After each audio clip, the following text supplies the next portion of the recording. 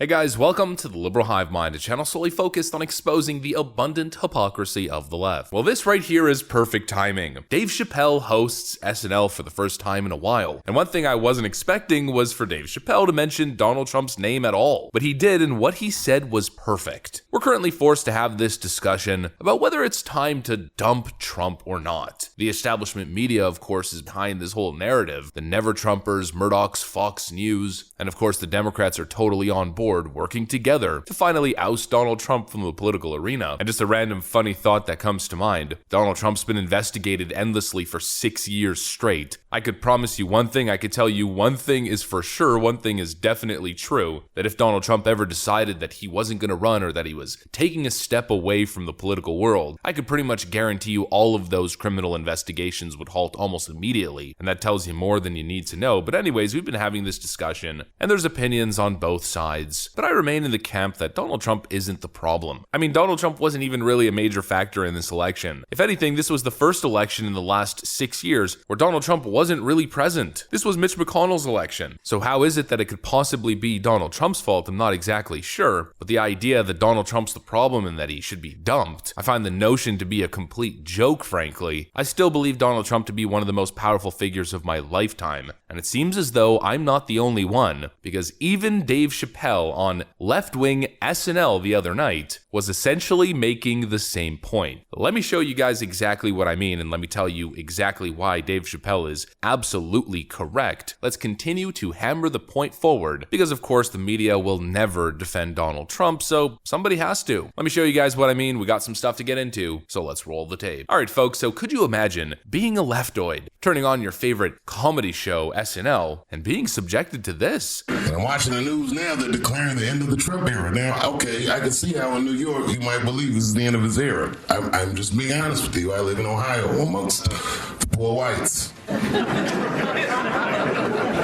lot of you don't understand why Trump was so popular, but I get it because I hear it every day. He's very loved. And the reason he's loved is because people in Ohio have never seen somebody like him. He's what I call an honest liar. Well, I'm not joking right now. He's an honest liar. That first debate, I've never seen anything like it.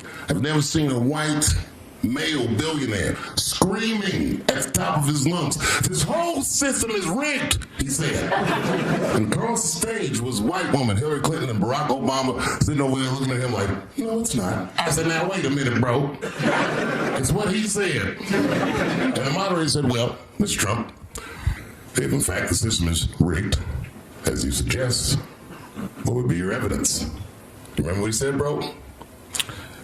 He said, "I know the system is rigged because I used it." I said, "God damn."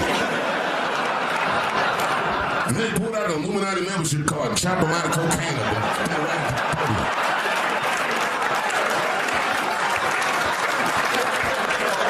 No one ever heard someone say something that true. And then Hillary Clinton tried to punch him in the taxes. She said, "This man doesn't pay his taxes." He shot right back. That makes me smart.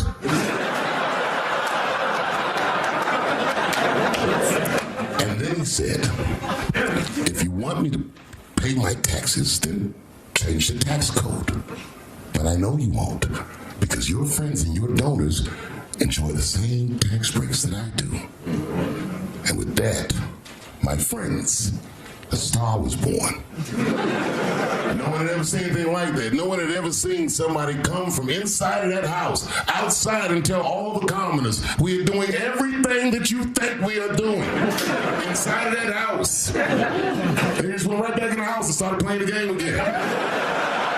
He hit the nail so flush, so right on the head. A friggin' critical strike. Talk about what you will, say what you want about Donald Trump. He is still the de facto leader of the Republican Party, and there is nobody even close to him. Well, Ron DeSantis is pretty close, but Ron DeSantis without Donald Trump is nothing. Let's keep it real here. There is no DeSantis without Trump. And if DeSantis doesn't get the stamp of approval from Donald Trump, then it's pretty much game over. Yet people can look at you straight in the face and argue that betraying Donald Trump and establishment trying to oust him, that siding with the establishment GOP and betraying Donald Trump is a good idea and the only way that the GOP can win ever again, says Paul Ryan. I mean, I've heard a lot of stupid things in my life. That one takes the cake. And it's very simply because of what Dave Chappelle is saying here. Two specific words: authenticity and relatability. I've said this forever. Donald Trump doesn't have a lying problem. Donald Trump has a truth problem. Donald Trump has an open book problem. He's a guy who actually says things. He says the things that people say behind closed doors. He says the obvious truths that politicians are constantly trying to avoid. And Dave Chappelle hits on one of the greatest hypocrisies of the left here. One of the biggest talking points and scandals over and over again, like a damn broken record like we've heard from these lefties. Donald Trump's tax returns. Donald Trump's tax returns. Remember the last minute October surprise right before the 2020 election? Forget which outlet it was. I think it was the Washington Post, but I might be incorrect. All of a sudden, they released document proof that Donald Trump paid almost nothing in income tax. And the left was outraged. How dare he? But most people who were looking at it honestly, first of all, knew two things. The first is, those documents didn't show the full picture at all. And secondly, no one was really surprised by it. An extremely successful entrepreneur who owns his own companies is taking advantage of tax loopholes? Yeah, no shit, Sherlock. You know, business people of all sizes have accountants for a reason. You know those people who go to school and study the most boring profession, accounting? You think those people do it because they just love numbers and they love making financial statements? No, they do it because there's big money in it. Accountants wouldn't be so highly paid and they wouldn't exist if they didn't exist to help people pay less in taxes, and especially corporations and entrepreneurs. And Donald Trump's the first politician to stand up on that stage and say, yeah, of course I pay low taxes. Everybody does. In fact, Hillary Clinton probably does, compared to the grand scheme and the total pot of what she's participating in. You know, all of her donors, you know, all of those big Democrat mega donors, you think they're paying taxes? I mean, let's just look at FTX US, the crypto scam funneling money into Democrat interest groups. Well, would you look at that? FTX US is operating out of the Bahamas. I wonder why. Because it's a tax haven. And so once again, it's the hypocrisy of the left. Oh, he doesn't pay taxes. He must be an evil rich person. But Democrats, put in the same position, also would probably try to pay less in taxes. Oh, millionaires and billionaires are evil. Let's eat the rich. Every Democrat says that until they make money themselves, and all of a sudden, oh, well, let's not go that far. And so this was the power of Donald Trump, the fact that he was actually authentic. And clearly, these other characters, these other politicians, who are saying one thing and doing another, are viewed generally as inauthentic, as liars, as part of the ruling class, as behind that closed door, as Dave Chappelle put it, as in the house, and not telling you what's going on in there. They don't want you to know. The funniest part of all, Donald Trump, as we know, is using a whole lot of tax loopholes that were created during the Obama years. I don't care what anyone says, Donald Trump is still the only hope. Oh, but he lost in 2020. Yeah, but Republicans gained seats in the House, and he lost in 3 states by 40,000 votes total. Not to mention the circumstances of the 2020 election, the riots, the pandemic, the mail-in voting, the entire media establishment working against him, trying to destroy him, publishing propaganda slander hit pieces against him every single week, a new Donald Trump scandal. Facebook and Twitter censoring the Hunter Biden laptop story, his own party, the GOP, working to sabotage him like usual, yet he still got 75 million votes and was 40,000 votes away from winning the entire thing. We're going to actually sit here and pretend like Donald Trump is a weakness. Donald Trump is a liability. He's the anchor that's holding people down. Meanwhile, the 2022 election, with an actual nursing home patient who can't read sentences and can't speak, is the president of the United States, led the country into a recession, into an inflation crisis, into war, destabilized the Middle East, lost complete control of the southern border. During this time where Republicans were supposed to win a massive blowout victory in the House and in the Senate, and where Mitch McConnell and the RNC were in charge of the election, how money was being spent, what the messaging platform was, and of course the campaign ads, this was Mitch McConnell's election, and somehow it's Donald Trump's fault. The guy who's been silent for the last 2 years. The guy who's banned on Twitter, Facebook, and YouTube. The guy who didn't even really campaign all that much. And purposely, from what I understand, took a step back during that election season. We're gonna honestly sit here and blame Donald Trump. You're out of your damn mind. Meanwhile, the biggest victory was a total MAGA takeover of Florida. I don't want to hear any of it. What Dave Chappelle was alluding to was authenticity. Donald Trump is the first politician to actually look at Americans in the eye and say, you know what? I see you. I understand you. You men and women that are living in towns that have been forgotten, decimated by globalists shipping jobs overseas, with methamphetamine, heroin, and fentanyl flooding your streets, an alcoholism and drug abuse epidemic, joblessness, crime. You people who have been left out of the American dream, I see you, and we're gonna do something about it. He's the first president to do that and say that. And that's why people show up for him in record numbers. Mitch McConnell's not doing that. Mitt Romney's not doing that. Lindsey Graham's not doing that. Mehmet Oz is not doing that. And honestly, Kathy Barnett probably wouldn't have been able to either, with or without a Donald Trump endorsement. At the end of the day, the only person who is still capable of doing that, of bringing those people out, of connecting with them, it's Donald Trump. The only guy who shows up to those debates, maybe his 2020 performances weren't the greatest, but